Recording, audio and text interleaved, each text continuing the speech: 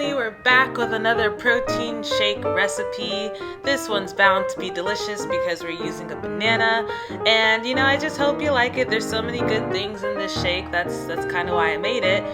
Let's just get into what you'll need to make this dish. First, you're gonna need some cinnamon flavored protein powder, Greek yogurt, chia seeds,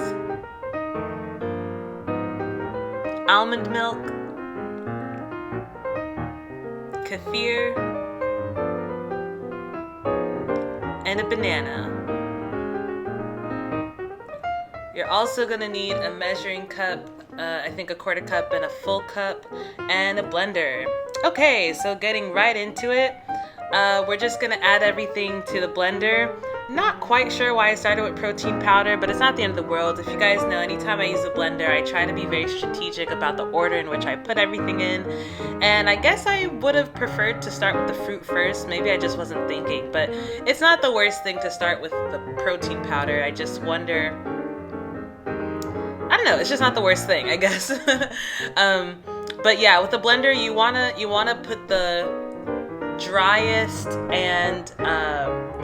things on the bottom and the things that need the most blending on the bottom, and you want to put like the heavier things on top to weigh things down, and the anything that has liquid to it, you want to put that last, so that it seeps all the way to the bottom, because you need some sort of like moisture to have the blending action go smoothly.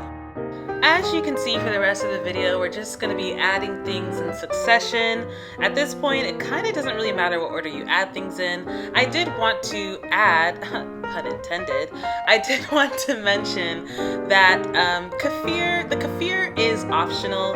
I like it. I thought kefir was a how would I say, a better source of calcium than it actually is, but I still like the kefir. You don't have to add it, because I know it's a bit of an irritant for people who are lactose intolerant. Some people can get away with eating Greek yogurt, but not kefir. So if you are lactose intolerant and you do get away with eating Greek yogurt, then I would hold off on the kefir, and the shake will probably still be okay. You could just use, the almond milk will kind of make everything liquidy.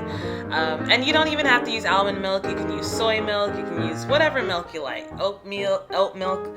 They have like so many different kinds of milk these days. When I grew up, it was just real milk. That was the only option. Real milk, chocolate milk, and strawberry milk. That was the only option. Now, I feel like you can make milk from anything. Just, whatever you can, cashew milk. I wonder if they have peanut milk. I hope that would taste good. You never know. Maybe it would taste like peanut butter. I kind of doubt it, because almond milk doesn't taste like almond butter. But anyway, clearly we've reached the end of this recipe. This is definitely a 5 minutes or less sort of recipe.